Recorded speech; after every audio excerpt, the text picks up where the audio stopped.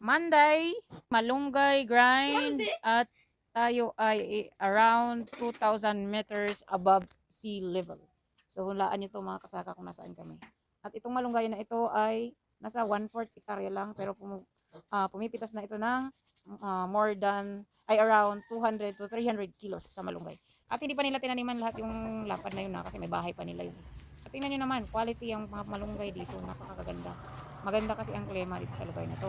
Kaya ganun. Isipin niyo mga kasaka, kung may 1 hektarya ka lang, tapos magmipitas ka ng ganito, kada isang buwan at kalahati. Aba, napakaganda na ng mga kasaka. Hindi mo na pati kailangan hanapan ng buyer. Ang buyer na ang pupunta sa'yo. At dahil sa ngayon nga mga kasaka, bali marami nang naghahanap sa atin ng malunggay. So hindi na nasusunod yung Lunes, Miyerkules, Biyernes. Meron na rin tayong Martes, meron na rin tayong minsan ay may Webes. At dahil sa ngayon nga mga kasaka, bali marami nang naghahanap sa atin ng malunggay. So hindi na nasusunod yung Lunes, Miyerkules, Biyernes. Meron na rin tayong Martes, meron na rin tayong minsan ay may Webes.